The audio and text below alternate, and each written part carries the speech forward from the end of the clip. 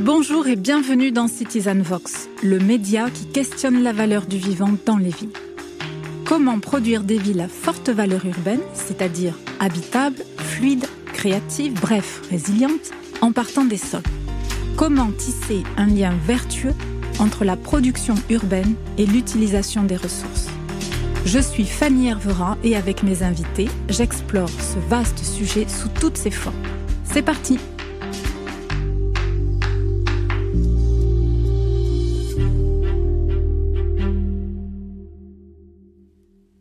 Bonjour à tous. J'ai le plaisir aujourd'hui de recevoir le maire de Ris-Orangis, monsieur Stéphane Rafali. Bonjour monsieur le maire. Bonjour. Je suis ravie de pouvoir échanger avec vous parce que la ville de Ris-Orangis est plutôt en avance de phase pour ce qui concerne la sobriété foncière. Alors on va longuement parler de la manière dont vous vous êtes saisi de cette question, comment ça s'est traduit concrètement dans la ville. Mais d'abord, on va un petit peu revenir sur votre parcours. Vous êtes maire depuis 2012, vice-président de Grand Paris Sud Essonne-Sénart, en charge de l'aménagement et des grands projets. Alors pour commencer, est-ce que vous pouvez vous présenter vos différentes fonctions et peut-être les dossiers que vous suivez en particulier? Alors vous avez raison, je suis maire depuis 2012. Je suis également vice-président de l'agglomération Grand Paris Sud Seine-Essonne-Sénart. Je participe aussi comme conseiller départemental à la vie du département de l'Essonne, ce département de seconde couronne d'1,3 million d'habitants, voilà, avec donc cette géographie particulière au sein de la métropole parisienne. J'ai donc des responsabilités d'élu local et le principal sujet que nous avons à traiter, c'est comment faire émerger une nouvelle dynamique en lisière de la métropole parisienne, sur des départements qui ont subi de forts mouvements depuis une quarantaine d'années, liés essentiellement à la libéralisation de l'économie. C'est sans doute des phénomènes qu'on a peu observés, qu'on a subis, mais sans véritablement les qualifier, les analyser. On peut en rappeler deux. D'abord, des phénomènes de gentrification, avec des concentrations de richesses économique, académique, universitaire, de recherche, politique, administrative aussi dans la centralité de la métropole, alors que la partie en lisière, la partie périphérique de la métropole perdait en dynamique. Donc des phénomènes de concentration de richesse dans la centralité, dans l'hypercentre de la métropole, Paris est la première couronne, et puis aussi des phénomènes de désindustrialisation, puisque un certain nombre d'appareils industriels qui ont structuré pendant longtemps la région capitale ont disparu au profit notamment des pays de l'Est ou des pays de l'Asie du Sud-Est. Et Ris-Orangis, de ce point de vue-là, et son agglomération est topique de ce double mouvement. C'est un territoire qui a connu une phase d'expansion importante au moment de la création de la ville nouvelle d'Évry, notamment, mais aussi de la ville nouvelle de Sénart, avec un afflux de moyens à la fois publics et privés liés aux dynamiques souhaitées par le général de Gaulle et de l'ouvrier. Donc on a eu ici des grands comptes économiques qui se sont installés, qui ont structuré une nouvelle ville avec l'arrivée des transports, l'autoroute A6, la francilienne, mais aussi le RER.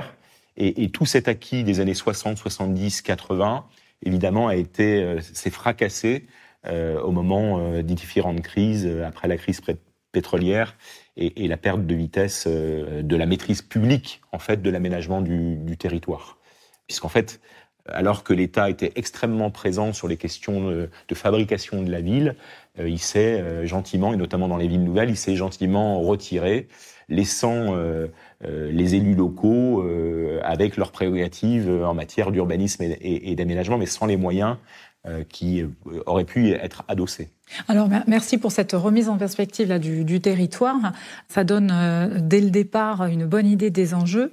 En tant que maire, quels sont du coup les grands projets que vous avez initiés pour pallier ces problèmes-là depuis 2012, depuis que vous êtes élu? Le grand défi pour un territoire de seconde couronne, c'est de relocaliser en fait de l'activité économique pour qu'il y ait une proximité de l'emploi au profit des habitants d'ici.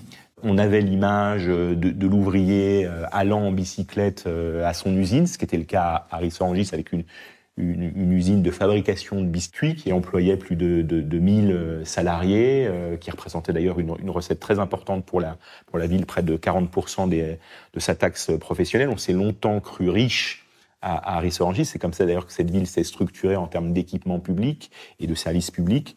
Et puis cet appareil a été complètement, il a disparu au début des années 2000. Donc pourquoi je vous rappelle cela, c'est que il nous faut maintenant retrouver de l'emploi de proximité, puisque ce dont souffrent les habitants de Seconde Couronne, c'est du trajet quotidien, c'est ce mouvement pendulaire avec des routes embolisées, des transports en commun qui dysfonctionnent, parce que sous-investi depuis une trentaine d'années, avec un manque de maintenance et d'entretien. Et donc, l'enjeu principal, c'est de relocaliser et pourquoi pas réindustrialiser notre territoire. C'est ça le principal objectif. Évidemment, il s'agit aussi de valoriser l'ensemble des atouts de cette géographie avec des atouts naturels, notamment. À Ris-Orangis, c'est très vrai, puisqu'on a la chance d'être traversé par la Seine, d'avoir des boisements que les habitants utilisent peu d'ailleurs et profitent très peu de la forêt, de la forêt de Sénart, du bois de Sainte-Eutrope, des bords de Seine.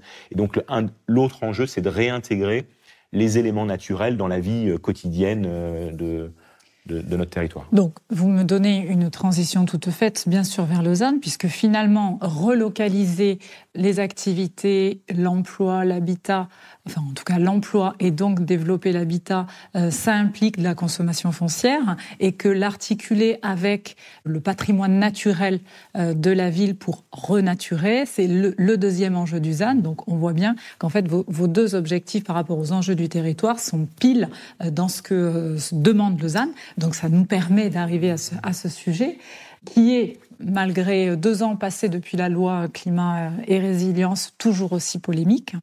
Donc j'aimerais, dans un premier temps, vous faire un petit peu réagir à l'actualité du ZAN. En juillet 2023, là, il y a quelques mois, il y a une nouvelle loi qui a été votée et dont l'objectif, en tout cas, était plutôt d'ajuster et de tenir compte des revendications des élus locaux pour ajuster l'opérationnalité du ZAN. J'aimerais avoir votre avis sur cette loi 2023. Est-ce qu'il fallait la faire ? Est-ce que ça va dans le bon sens ? Est-ce que c'était absolument nécessaire ? Avec cette loi, qui d'ailleurs est issue des débats de la Convention citoyenne pour le climat, on a remis à l'ordre du jour une idée qu'on avait perdue de vue, c'est que les sols ont des vertus écologiques qui sont très bénéfiques pour l'humain. Les sols, ça nous permet de nous nourrir, ça nous permet une meilleure oxygénation, c'est un rapport à la nature apaisé, bref, c'est du bien-être permanent pour les habitants d'un territoire. Et on a trop longtemps oublié les vertus de nos sols au profit d'une urbanisation excessive. On a très longtemps bétonné en fait notre foncier en oubliant toute sa multifonctionnalité.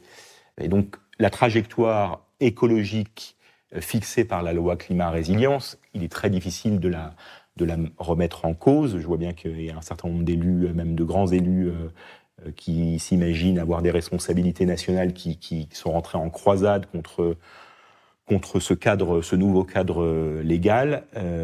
Mais je pense que c'est peine perdue et que la trajectoire sera respectée. Maintenant, je pense que le législateur a commis 2 erreurs dans la manière d'aborder le sujet.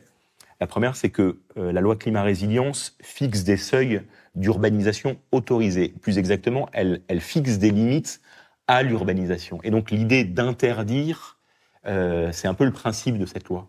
Et donc quand vous interdisez, évidemment, vous avez l'impression de mettre les gens dans un carcan, dans une camisole, de les priver de liberté. Et donc c'est souvent le cas d'ailleurs avec l'écologie. Tous les sujets qui touchent à l'écologie sont perçus, pour une partie de la population, sont perçus comme un empêchement. Et donc il faut, je pense, retourner la difficulté, et plutôt que de parler de seuil à échéance 2030, 2050, 50% autorisés, 0% autorisés, plutôt que d'avoir ces effets de seuil qui sont par nature négatifs, je pense qu'il faut aborder le sujet du ZAN, du zéro artificialisation, plutôt sous l'angle de la qualité des sols et de faire l'expertise in situ pour voir véritablement si le sol qui est sur votre cadastre, à proximité de chez vous, est un sol qui est d'ores et déjà abîmé, anthropisé, ou s'il a des valeurs hydriques, agronomiques, de captage de CO2, ou s'il est une réserve ou un habitat de biodiversité. Et donc, c'est plutôt que d'avoir une logique quantitative, d'avoir une logique qualitative. Et l'angle de la loi climat-résilience n'est pas celui-ci. Donc je pense qu'il y a une erreur originelle qui peut être corrigée. Donc pour vous, il ne fallait pas poser d'objectif quantitatif. Le zéro net, il pose un problème. L'objectif quantitatif est facile à comprendre. Et donc de ce point de vue-là, il a une certaine efficacité, mais cette efficacité trouve ses limites. Donc il faut... Parce qu'on voit bien que le ZAN n'arrive pas comme ça, comme un cheveu sur la soupe. C'est en fait une continuité, le ZAN. C'est issu depuis 2000 des différentes lois, SRU, etc., qui chaque fois jalonnent un petit peu plus la diminution, en tout cas la réduction de la consommation foncière. C'est finalement qu'une continuité qui pose un jalon un petit peu plus précis avec effectivement un objectif quantitatif, mais on est sur une continuité. Et quand on regarde les 20 dernières années, malgré ces lois successives qui encouragent à la densification, on voit que l'artificialisation est toujours aussi galopante. Donc finalement, est-ce qu'il ne faut pas poser un objectif quanti à un moment donné ? C'est vrai que notre modèle de fabrication de la ville, on était dopé à la consommation foncière. Donc il y a une espèce d'addiction permanente qu'il fallait absolument stopper. Donc il valait mieux être brutal dans la manière de poser les choses. Mais on peut aussi faire évoluer l'opinion publique progressivement en fixant une limite, puis ensuite en réfléchissant de manière plus précise au sujet. Et donc je pense que on sera obligé, le législateur sera naturellement obligé de revoir sa copie pour qu'on ait une approche, encore une fois, plus qualitative des sols, ce qui permettra d'ailleurs d'acquérir une culture, parce qu'aujourd'hui, il n'y a pas une administration, un élu qui comprend en fait ce qu'est véritablement la valeur écologique du sol. Les sols ont été objet de spéculation, de rente. Le sol n'avait de valeur que parce qu'il était constructible. Les fonciers, c'est un foncier. C'est un foncier et pas un sol. Et donc il faut qu'il y ait un changement de paradigme, même de cosmologie sur notre approche du sujet. Il faut qu'on réatterrisse, pour qu'on comprenne le véritable patrimoine que représentent nos sols pour nous-mêmes, pour l'habitabilité de nos territoires. Alors, en restant un petit peu quand même sur la difficulté que vous avez évoquée pour les élus à appréhender le sujet, et vous avez évoqué certains élus régionaux ou nationaux qui se servent un peu du ZAN pour partir en croisade, etc., peut-être pour d'autres motivations, mais ça, je le laisse à l'appréciation des auditeurs. Donc, en tout cas, il y a un problème au niveau des élus locaux, vous venez de le dire. Il y a quelques semaines, j'ai eu le plaisir d'interviewer Monsieur Blanc, le sénateur Blanc, sénateur du Vaucluse, qui pense que il pense que l'organisation du ZAN, en fait, révèle une forme de défiance de l'État vis-à-vis des élus locaux, et que d'une certaine manière, le ZAN agit comme un outil de recentralisation à travers le pilotage des régions. Qu'est-ce que vous en pensez ? Est-ce que c'est un problème ? Est-ce que ça cristallise un problème que l'État a vis-à-vis de cette décentralisation et des élus locaux ? Non, ce qui est sûr, c'est que notre pays est toujours traversé par les guerres de religion entre les Jacobins et les Girondins, et que je pense que tous ceux qui entretiennent cette friction ont tort. Je pense que le moment est venu de travailler, au contraire, à une régénérescence des maîtrises publiques, et donc il faut travailler à une nouvelle alliance entre l'État, qui a sa légitimité, et les élus locaux qui ont leur propre légitimité également, leur propre sensibilité, qui sont en connexion permanente avec les forces telluriques de leur territoire, donc qui ont quelque chose à apporter lorsqu'on réfléchit à l'avenir d'un territoire.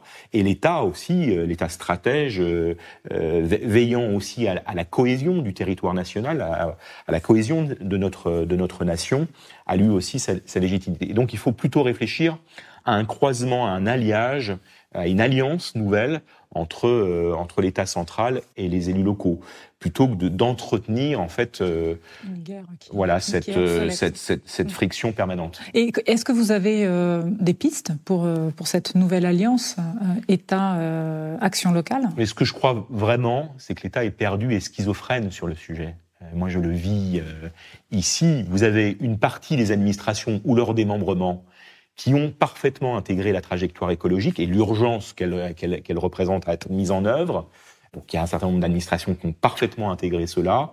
Et puis, une autre qui restait sur le modèle ancien. Alors, c'est très vrai sur des territoires comme les nôtres où vous avez une culture ville nouvelle encore très, très présente, où les cadres des administrations s'imaginent encore comme des démiurges à vouloir construire, et quand on construit, alors on est puissant. Donc il y a voilà. Donc je vois l'État schizophrène. Donc ce qu'il faut arriver à faire, c'est que la trajectoire écologique vienne influencer l'ensemble du système organisationnel, structurel de l'État et des collectivités locales. Et ça, on n'y est pas encore. Donc ce changement, il est en cours, et le principal sujet, c'est sans doute une des difficultés des élus locaux dans la mise en application de la loi climat résilience. La deuxième difficulté, après l'histoire des limites, c'est la question de la valeur des sols.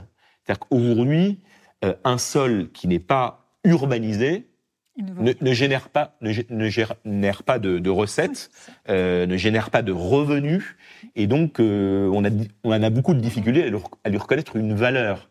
Et donc si un jour, par un système fiscal, système de subvention structurelle ou un système de péréquation, c'est les trois moyens disponibles habituellement, si on reconnaît une valeur pécuniaire, monétaire, à un sol qui n'est pas urbanisé, alors on aura fait une grande avancée.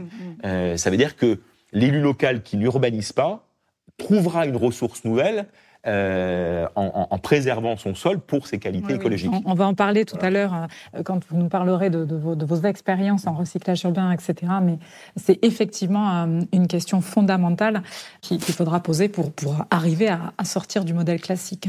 Alors, si on peut peut-être continuer sur la manière dont les élus locaux se saisissent du ZAN, mais cette fois vraiment du point de vue local, c'est-à-dire interterritoire. Le ZAN, il va devoir être managé au niveau local. Il va falloir très certainement inventer une nouvelle gouvernance territoriale sur ces sujets et faire dialoguer de manière incessante les élus entre eux. Est-ce que vous pouvez nous dire comment, depuis 2021, comment ici, au niveau de l'agglomération, et vous, en tant que vice-président en charge de l'aménagement, vous êtes saisi de cette question. Comment ça a diffusé au niveau du SCOT, puisque c'était cette instance qui était en tout cas fléchée pour organiser le dialogue et faire remonter à la région. Comment ça s'est passé chez vous, ici ? Alors, ce que je voudrais dire, avant d'être à l'échelle de l'intercommunalité, Grand Paris Sud, Seine-et-Saône-Sénart, c'est une agglomération de 23 communes, sur 22 000 hectares, sur deux anciennes villes nouvelles, la ville nouvelle de Sénart et la ville nouvelle d'Évry, avec des cultures politiques et territoriales très, très, très différentes, très difficiles à orchestrer. Mais d'abord, peut-être parler de Ris-Orangis. On faisait du ZAN avant l'heure, avant la loi climat résilience ici, puisque quasiment 40% de notre cadastre est encore vierge de toute urbanisation et d'anthropisation. On s'est beaucoup interrogé sur la manière dont on devait penser la ville et urbaniser, aménager ce petit territoire de seconde couronne. On a longtemps fait, notamment avec mon prédécesseur Thierry Mandon, on a longtemps travaillé sur nos espaces déjà urbanisés. C'est-à-dire qu'on a résorbé nos friches, on faisait la ville sur la ville, c'était le terme qu'on employait beaucoup, donc des friches commerciales, médicales, industrielles, militaires. Et donc on a travaillé d'abord sur le tissu urbain existant avant de faire une extension sur nos franges qui étaient pourtant disponibles. Donc il y a des dossiers très emblématiques qui ont été réalisés avec cette boussole-là, qui n'était pas un cadre légal encore, mais c'était un cadre qu'on s'imposait à nous-mêmes. Et sans doute le plus emblématique, c'est l'écoquartier des Docks de Ris sur 18-20 hectares. Dont on parlera tout à l'heure. Dont on parlera tout à l'heure. Et donc il a fallu évidemment travailler avec d'autres territoires au moment de la création de l'intercommunalité, au moment où ces intercommunalités se sont créées par décision de l'État, de manière extrêmement autoritaire. Aucune commune ne souhaitait être regroupée dans la géographie qui nous a été proposée. Il se trouve que les périmètres politico-administratifs ont été posés et il nous a fallu réfléchir à notre avenir commun. Et évidemment, la question de l'urbanisme, de l'aménagement était une des questions centrales à traiter. Évidemment, chacun jalousait sa souveraineté. D'ailleurs, nous n'avons pas de plan local intercommunal. On est resté au stade du schéma de cohérence et d'organisation territoriale. Donc, un degré d'intégration de ces sujets, je dirais, encore relatif, léger. Voilà, mais c'est tout de même des outils qui oblige à des rapprochements, à des confrontations, à une dialectique pour nous permettre de fixer une doctrine et d'avoir les idées à peu près claires sur la manière dont on imagine l'avenir. Et ce territoire, il y a deux caractéristiques essentielles. C'est que d'abord, c'est un territoire qui a connu une très forte urbanisation pendant les 30 dernières années, puisque 22 000 hectares de cadastre, on a urbanisé 6 000 hectares en 30 ans. C'est dire. Donc c'est une espèce de frénésie d'urbanisation.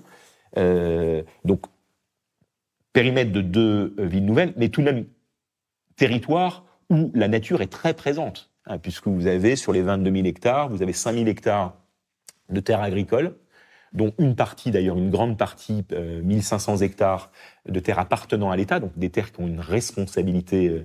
Ce sont des communs, d'ores et déjà communs, c'est pas une propriété privée. Donc 5000 hectares de terres agricoles et 5000 hectares de forêt. Donc quasiment la moitié du cadastre est un cadastre vert. De ce point de vue-là, d'ailleurs, ça ressemble à peu près à la région Île-de-France, puisque vous avez 66% de la région Île-de-France qui est composée de terres agricoles et de forêts. 20% de forêts et 48%, je crois, de terres agricoles. Donc on est confronté, ce qui n'est pas le cas par exemple de Paris Intramuros ou de la Première Couronne, confronté directement à la logique du zéro artificialisation. Et donc, les discussions ont eu lieu, elles sont toujours en cours, mais je crois que l'idée qu'on respecte cette trajectoire écologique est maintenant admise. Ouais, c'est un consensus maintenant. Quand même, ça devient un consensus, même s'il y a eu quand même quelques accidents industriels récents au sein de notre intercommunalité. Vous pouvez nous donner un exemple ? Oui, on a eu des projets de développement de zones logistiques, par exemple, qui étaient prévus depuis très longtemps. Je pense notamment à un dossier sur Comble-la-Ville.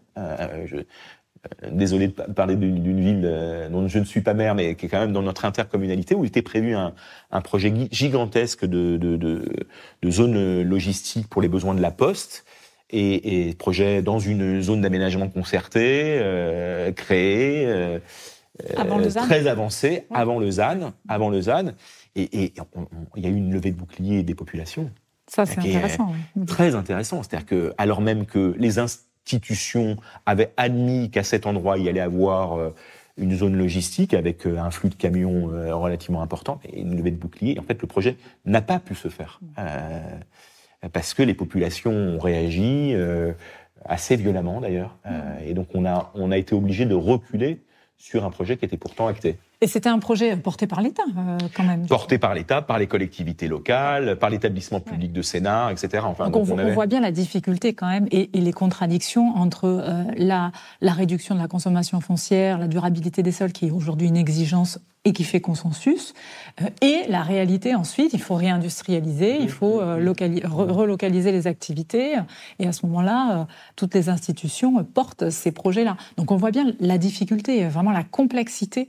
Donc ça oblige à être un peu moins paresseux, c'est-à-dire que d'urbaniser, de tartiner des terres agricoles, c'est peu coûteux, c'est facile, on sait faire, on déploie des méthodes qu'on reproduit d'ailleurs à l'infini, ça c'est terminé. Donc ça oblige évidemment à beaucoup plus de finesse et à faire une expertise très précise des sols abîmés, anthropisés, urbanisés pour les recycler. Et donc ça oblige évidemment à changer des méthodes de travail. C'est plus coûteux. Donc là, il y a aussi un problème de financement et d'équilibre d'opération. C'est un changement de modèle. Il faut changer de modèle. Donc au niveau de l'agglo, vous me dites que les discussions ont eu lieu, que globalement, l'idée de ne plus consommer de foncier comme on le faisait il y a une vingtaine d'années, ça c'est acquis. Est-ce que vous êtes posé collectivement des objectifs quanti cette fois aussi au niveau de l'agglomération ou pas? Oui, on s'est fixé des objectifs quantitatifs. Est-ce que on a trouvé une affectation à nos sols qui ne seront pas urbanisés? C'est-à-dire qu'on a acquis dans les années 60-70, enfin nos aînés ont acquis avec les établissements publics beaucoup de foncier pour une urbanisation intensive. On ne souhaite plus utiliser ces surfaces pour ces objectifs, et donc il fallait trouver un autre projet. Et c'est comme ça que vous rebondissez. Et notre projet, c'est, et d'ailleurs c'est l'intitulé du SCOT, c'est de la sobriété foncière à l'agglo nourricière. C'est-à-dire qu'on veut que ces terres redeviennent des terres... Donc ça c'est très intéressant parce que vous utilisez le ZAN finalement comme un outil de transition de l'agriculture. Exactement. C'est-à-dire qu'aujourd'hui, en Île-de-France, et c'est très vrai sur Grand Paris Sud, Seine-et-Saône, Sénart, vous avez des exploitations agricoles. Et en réalité, les récoltes de notre territoire ne servent pas aux habitants du territoire. Ils partent tous à l'export. Et donc l'idée, c'est de relocaliser la production agricole pour les besoins des habitants d'ici. Et on fait la démonstration que sur les 1500 hectares de terres propriété de l'État, et en reconvertissant un certain nombre d'exploitations agricoles qui travaillent à l'export aujourd'hui, on fait la démonstration qu'on pourrait être autonome en fruits et en légumes pour les 360 000 habitants de Grand Paris Sud, Seine-Sénart, de l'agglomération. Autonome, ça veut dire quoi? Autonome, ça veut dire qu'on pourrait fournir sur une année autant de fruits et de légumes que nécessaire. C'est incroyable. Oui. Ouais. C'est incroyable.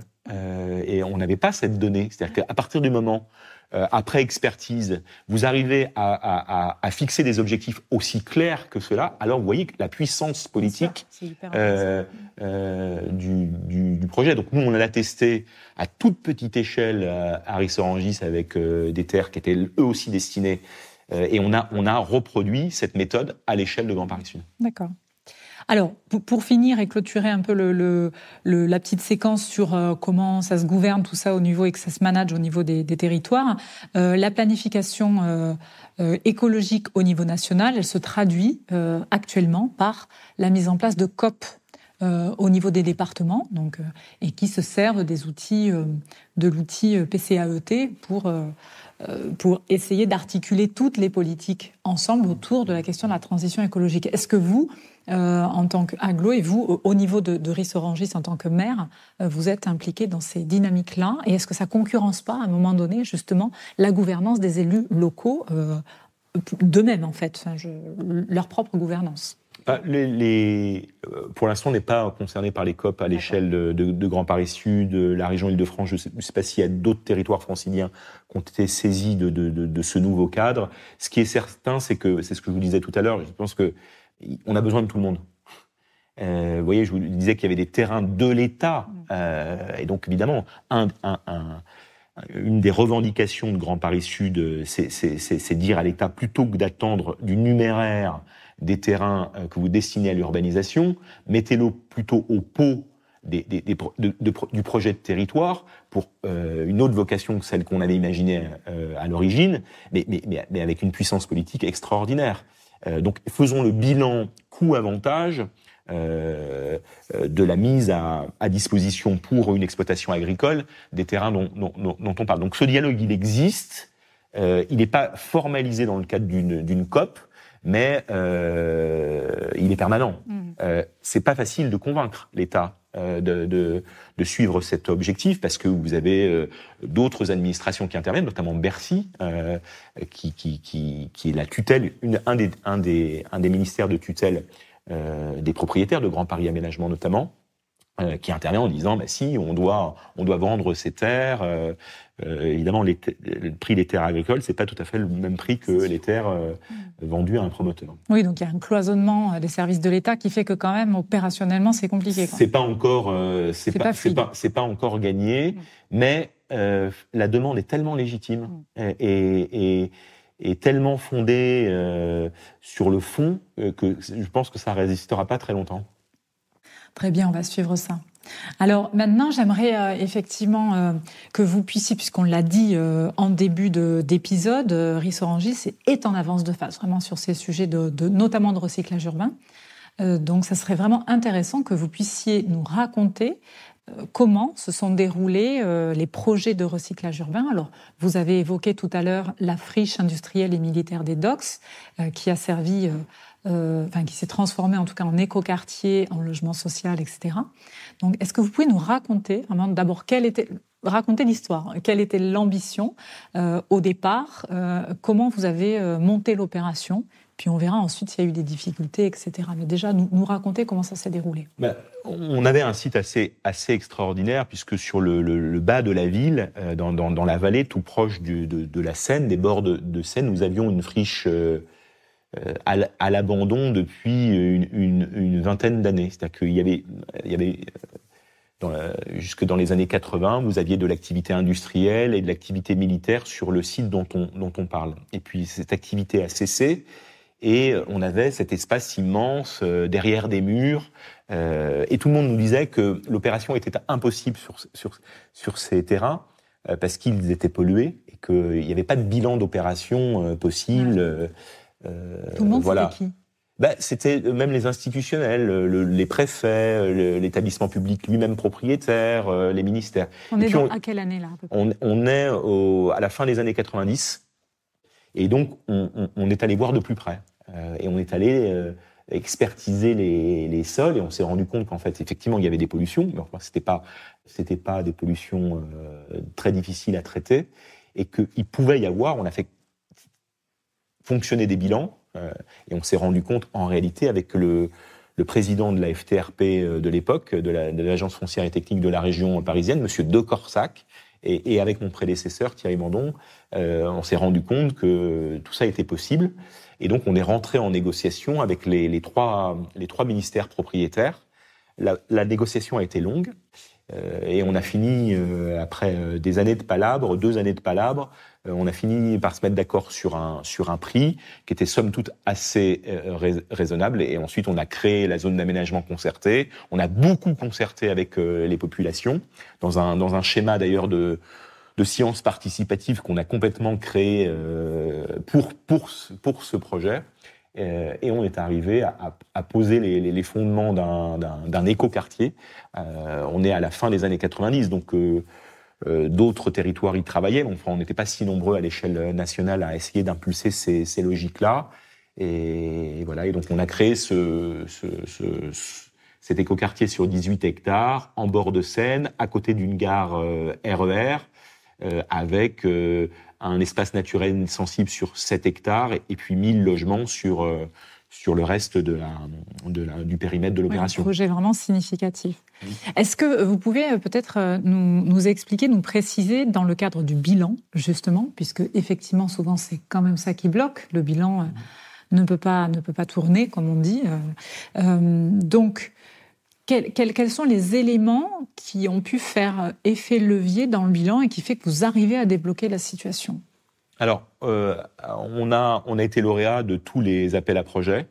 Alors aujourd'hui, souvent on a des médailles, mais on n'a pas d'argent. Et à l'époque, il y avait les nouveaux quartiers urbains lancés par Jean-Paul Huchon, qui présidait la région Île-de-France, et on a pu obtenir de mémoire 3,5 millions parce qu'on avait été labellisé. On avait fait partie des premières sessions des nouveaux quartiers urbains.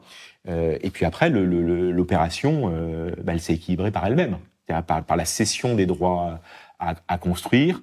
Il n'y a pas de subvention d'équilibre dans cette opération. Mais il y a un fonds public dès le départ, quoi. Avec ces 3 millions dont vous parlez. Oui, il y a une subvention de la région Île-de-France, mais c'est la seule subvention d'équilibre. Le reste, l'opération est autonome. On était sur des bilans d'opération dans les bilans prévisionnels autour de 15 millions de recettes, 15 millions de dépenses, et on a fini à 35 millions de recettes, 35 millions de dépenses. Donc, voilà. Équilibré. Donc ce gap entre les 15 et 35 millions, ça démontre l'ambition qu'on a pu impulser sur cette opération. Alors, vous avez parlé aussi de la concertation. D'abord, la réalisation effective du quartier, c'est quelle année du coup? On part des années 90 et on arrive... Donc la ZAC est créée en 2005 et elle se finit maintenant. D'accord. Elle n'est pas encore tout à fait terminée. On voit la temporalité... Ouais. Il n'y a plus de traité de concession d'aménagement, c'est-à-dire que l'aménageur n'est plus titré, mais il reste encore 2 petits lots à affecter. Donc du coup, vous parliez de cette concertation qui a été vraiment élaborée sur mesure, en fait, et vraiment pour le projet. Est-ce que vous pouvez nous en dire quelques mots? Comment ça s'est déroulé? Est-ce qu'il y a des innovations un peu en termes de concertation? Je ne sais pas si c'est de l'innovation, mais ce qui est sûr, c'est qu'on a été très attentifs à l'avis des populations locales, et notamment des riverains, puisque la friche industrielle et militaire dont on parle, elle est sous la fenêtre des gens, et notamment dans une zone pavillonnaire, donc extrêmement sensible au développement qui se développe à proximité. Donc on a ouvert les portes, parce que c'était un endroit oublié de la ville. Et donc le premier acte de la concertation, c'est donner à voir cet espace inconnu qui était fréquenté par quelques pêcheurs, quelques amoureux, mais qui a été complètement oublié pendant quasiment 2 décennies. Et donc le premier acte, ça a été ça, c'est d'ouvrir les portes de ce site industriel et militaire et de demander aux habitants, dans un acte très spontané, de dire comment ils imaginaient cet endroit. Il y a quelques lignes forces qui ont été exprimées à cette occasion. Évidemment, la préservation du patrimoine naturel. On avait un espace qui était artificiel, mais qui était devenu très naturel, puisqu'il y avait une réserve d'eau qui est devenue un espace naturel sensible. Donc évidemment, la préservation et l'ouverture sur la ville a été très vite exprimée par les habitants. La rénovation aussi du patrimoine bâti. On avait des bâtiments d'une très belle facture architecturale, des bâtiments industriels, des bâtiments militaires. Que vous avez gardés. Et qu'on a tous gardés. Donc ça, c'est une fierté aussi de cet écoquartier, puisqu'on a plus de 10 000 mètres carrés de bâtiments remarquables qui ont été conservés. Et puis, on avait aussi un patrimoine, ça on y tient beaucoup, on avait aussi un patrimoine humain, puisque une partie de ces friches ont été squattées dès le début des années 80 par des gens qui avaient un projet très utopique.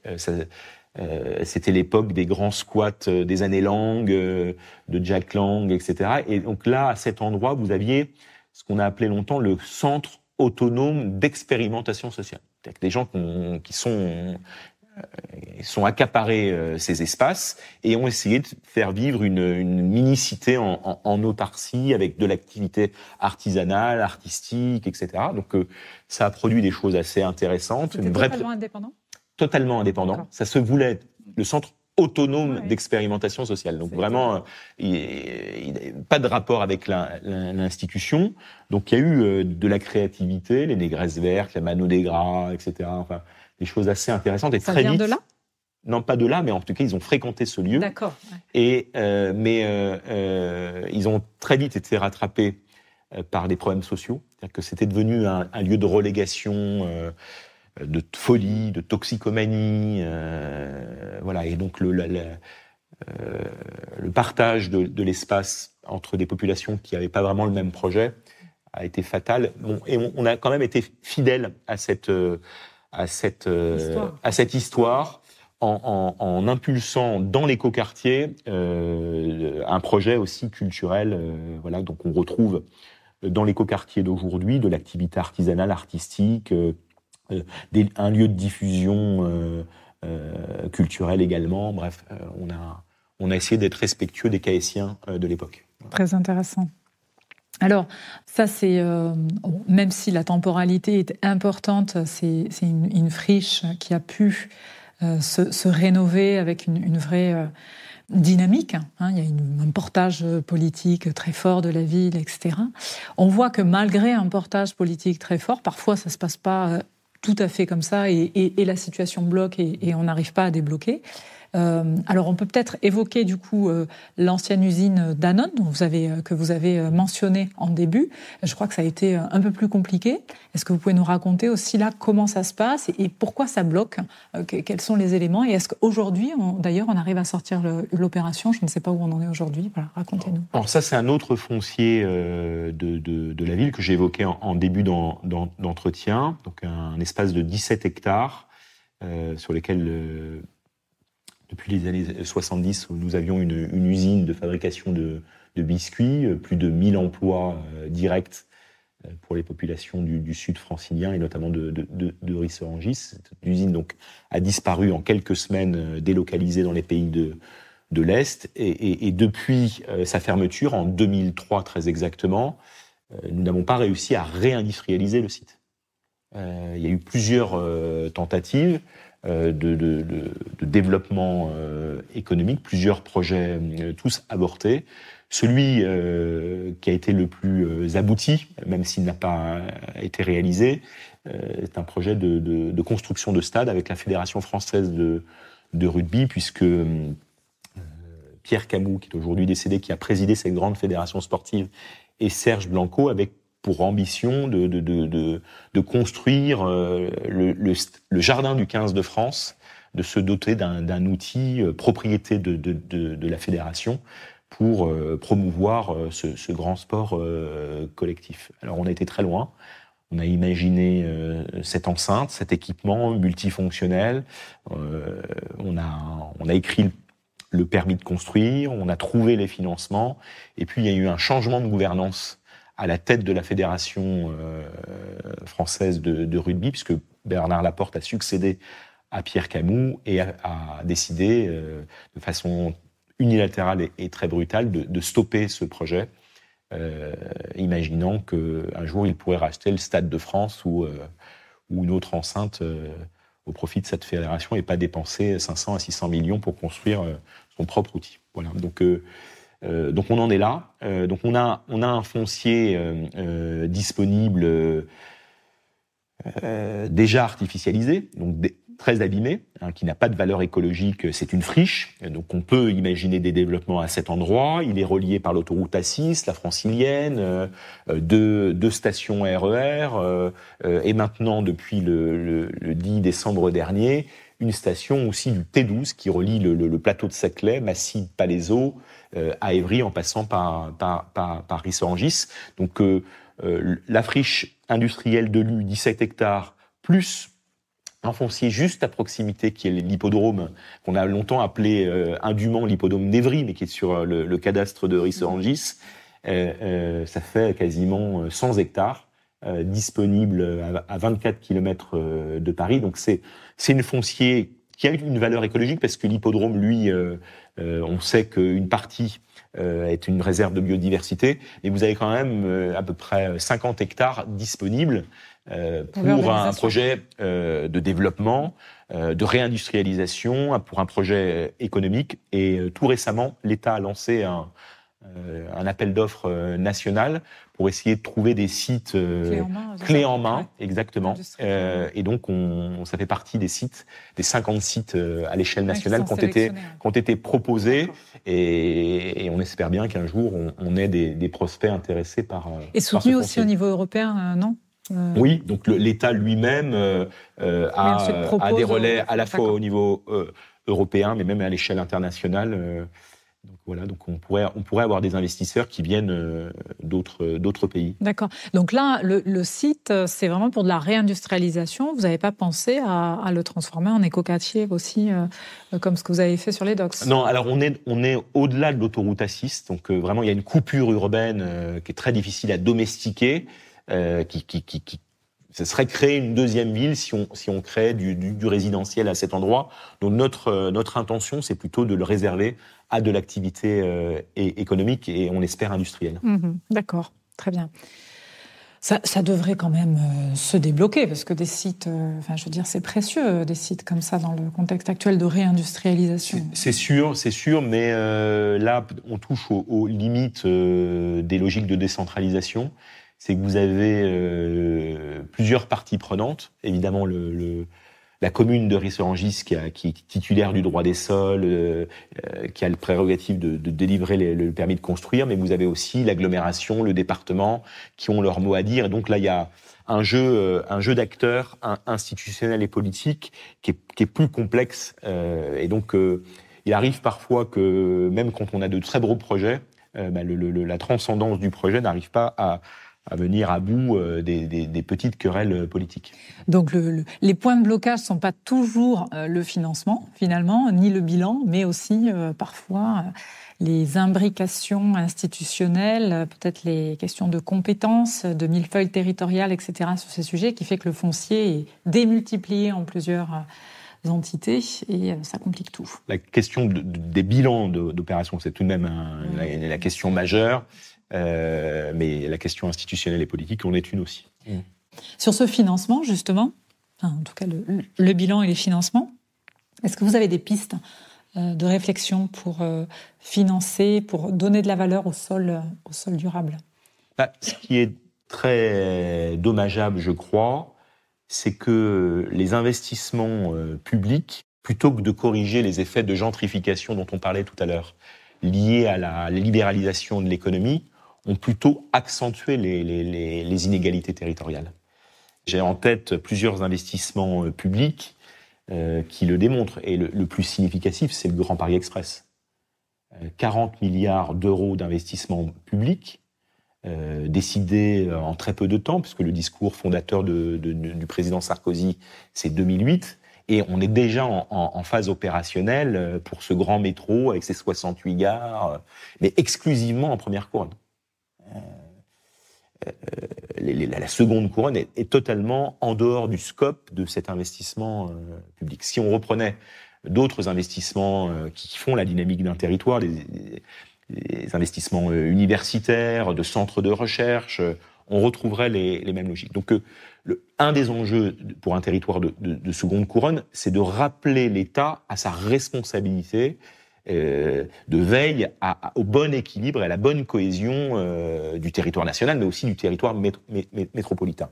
Et on se rend compte, en réalité, que l'État, quand on fait une rétrospective historique des relations entre les collectivités locales et l'État sur les sujets d'aménagement, c'est que l'État s'est retiré. Il y avait autrefois des subventions d'équilibre versées par l'État dans les opérations d'aménagement, ce qui n'est plus le cas aujourd'hui. On a pu faire les comptes récemment sur la rive gauche de notre intercommunalité. On travaille sur la rive gauche de notre intercommunalité avec un aménageur très puissant, le plus grand aménageur de France, qui est Grand Paris Aménagement, qui est un établissement public sous tutelle du ministère de l'écologie et de Bercy. Et sur 12 opérations, on a un bilan consolidé de 290 millions d'euros. Sur les 290 millions d'euros, l'agglomération, donc le bloc local, le bloc communal, les villes et leur intercommunalité, versent 58 millions de subventions d'équilibre sur les 290 millions, et on verse 30 millions d'honoraires aux établissements publics pour payer les équipes qui suivent les dossiers. 30 plus 58, 98, vous voyez qu'il y a quasiment un tiers qui est porté par la puissance publique locale et le reste par l'opération elle-même, donc par le territoire aussi. À aucun moment, l'État ne verse des subsides pour nous aider à réaliser des projets ambitieux. Donc la clé du financement, c'est un réengagement de l'État. C'est un réengagement de l'État de manière en opérant des discriminations positives. parce qu'il y a à l'évidence des fractures territoriales. C'est très vrai en Île-de-France. Et nous, construire du logement, par exemple, à Ris-Orangis, à Grigny, à Corbeil-Essonnes ou à Évry, c'est une prise de risque aujourd'hui. Parce que vous répondez à une demande sociale certaine. On a, à l'échelle de Grand Paris Sud, on a 22 000 demandes d'enregistrer. Quand on est en capacité d'en satisfaire 2 000 par an, c'est-à-dire à peine 10%. Donc la demande de logement, on la connaît, on la vit, on a même des visages, donc on comprend bien le besoin social. Mais construire du logement ici, si toutes les aménités d'une ville complète ne sont pas présentes, on prend un risque collectif considérable. Et on connaît aussi ici le phénomène des copropriétés dégradées, de nombreuses opérations pour l'amélioration de l'habitat, de nombreux plans de sauvegarde, même une opération d'intérêt national hors codienne de Grigny 2. Bref, on est des virtuoses de la réparation des résidences privées. Donc créer du logement ici, c'est un risque considérable. Pourtant, l'État nous demande encore d'en construire. Oui, on a reçu des portées à connaissance récemment, puisque le préfet de région nous a notifié le porté à connaissance pour Grand Paris Sud. Il nous demande 2450 logements à construire par an. Bon, donc là, il y a encore une fois, ça revient à la question du modèle dont on parlait rapidement tout à l'heure. C'est pas possible que le modèle appliqué ici en Centre-Essonne, sur une partie très populaire, très fragilisée, soit le même que Paris Intramuros ou à la Défense. C'est pas aux opérations d'aménagement, les droits à construire, qui doivent équilibrer les bilans. Il doit y avoir un système de solidarité nationale, de solidarité métropolitaine qui s'applique sur les territoires les plus fragilisés. Très intéressant, effectivement, et vaste sujet. La solution n'est pas encore tout à fait sur la table, je pense. On s'achemine vers la fin de ce podcast. Avant de nous quitter, j'aimerais que vous nous parliez, puisqu'on a évidemment évoqué la durabilité des sols, c'est le deuxième pilier du ZAN. Le ZAN, c'est la surface, mais c'est aussi la durabilité. Et comment on agit sur l'amélioration de la santé des sols. Vous avez été récemment lauréate, Ris-Orangis a été lauréate d'un appel à manifestation d'intérêt proposé par l'ADEME, donc je crois que c'était en 2022, et qui vise justement à aller sur ce sujet et à concrétiser un peu les actions de durabilité des sols et d'amélioration de la santé. Est-ce que vous pouvez nous parler de cet AMI ? Comment ça se passe aujourd'hui ? Où vous en êtes ? C'est quoi les perspectives ? Alors, on est au milieu du gué, mais c'est une collaboration avec l'ADEME, le CEREMA, Sol et Paysage, qui est une entreprise spécialisée sur la question des sols du plateau de Saclay, une entreprise experte.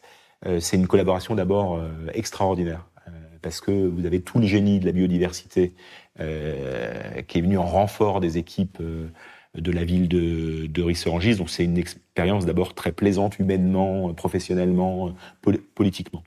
Et je crois qu'on est en train d'écrire quelque chose qui sera très, très important, puisque on est en train de fabriquer une grille d'analyse pour apprécier la qualité des sols. Comme tout le monde est perdu pour avoir une lecture fine du sujet, on s'y est collé et on a demandé aux équipes qui nous accompagnent de réfléchir sur la base d'un cadastre très concret, celui d'une ville de 850 hectares, Ris-Orangis, avec ses propres caractéristiques géographiques, sa propre histoire urbaine.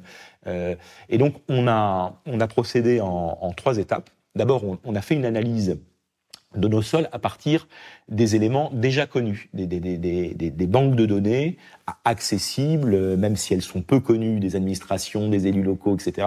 C'était d'abord de se saisir des données existantes.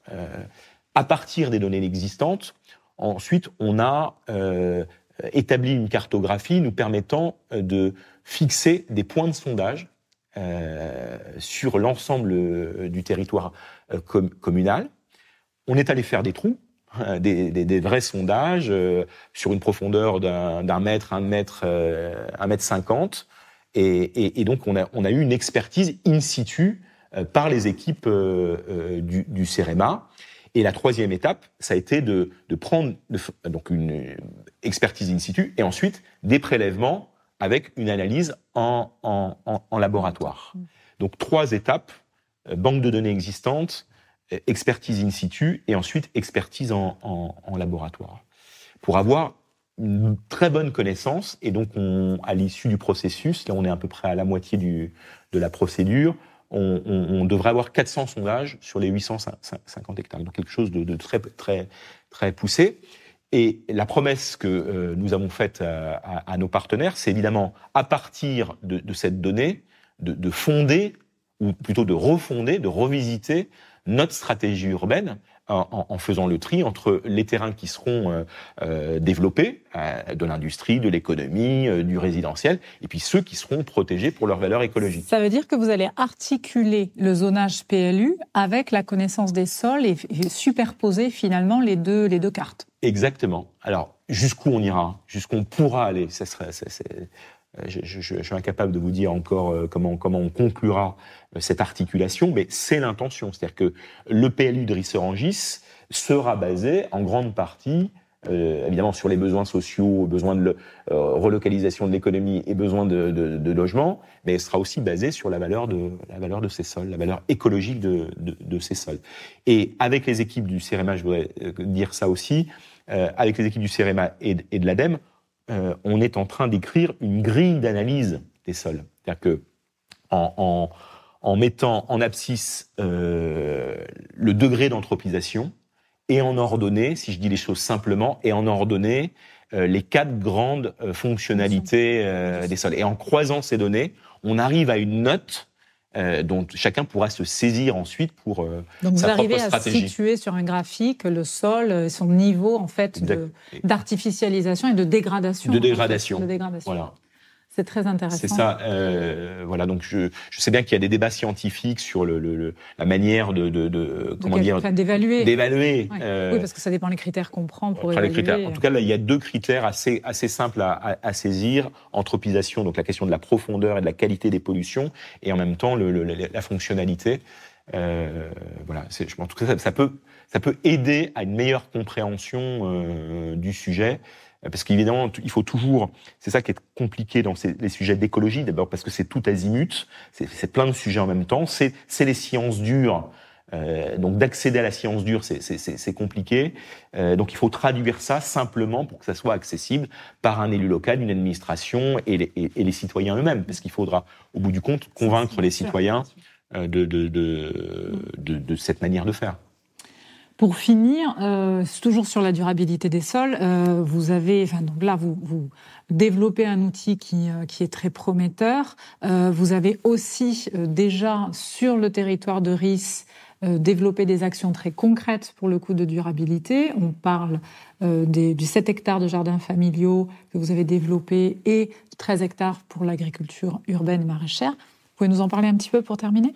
Ça, c'est 2 terrains qui étaient destinés à l'urbanisation dans le cadre de la ville nouvelle, qui étaient propriété de l'État et qu'on a chippé à l'État pour un prix raisonnable et qu'on a converti pour une autre vocation, 250 jardins de parcelles, 250 parcelles pour des jardins familiaux sur 7 hectares et 13 hectares d'agriculture maraîchère. Géré en par la ville ? court. Non, géré par 2 agriculteurs pour les 13 hectares et par une association totalement autonome pour les jardins familiaux. C'est des endroits extraordinaires. Un lieu de sociabilisation pour les jardins familiaux, un lieu aussi nourricier, très important cette fonction. Et puis un modèle économique sans doute reproductible pour les maraîchers. Donc là, c'est des agriculteurs deux agriculteurs en reconversion, c'est très intéressant, un informaticien et un cadre de la grande distribution qui un jour ont décidé de changer de vie, se sont formés et aujourd'hui exploitent ces terres. Il y a une convention particulière avec la ville, par exemple, pour fournir les cantines, etc. Pas encore, mais il y a une AMAP qui s'est créée, donc une distribution très locale en circuit ultra court. Voilà, alors c'est 2 expérimentations sur 7 hectares et sur 13 hectares. Et ça pourrait être reproductible, je pense, à plus grande échelle. En tout cas, c'est l'intention politique, c'est-à-dire que d'avoir ce petit retour d'expérience pour démontrer que c'est faisable.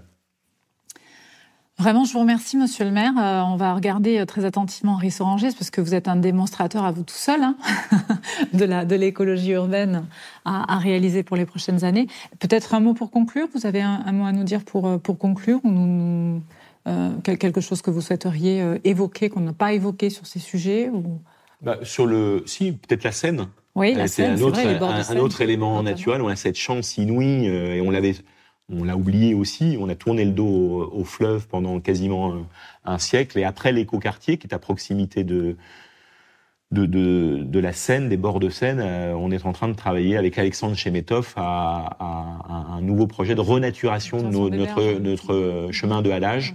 Là aussi, c'est un projet très ambitieux qui devrait rentrer en phase opérationnelle l'année prochaine. Donc, on a très envie aussi de réussir ce retour vers le fleuve. Voilà, parce que c'est un élément naturel qui recèle d'éléments de biodiversité qu'on avait oubliés. Et qui structure l'identité de la ville. Très forte, de la ville et de notre agglomération. Bien sûr. Ouais.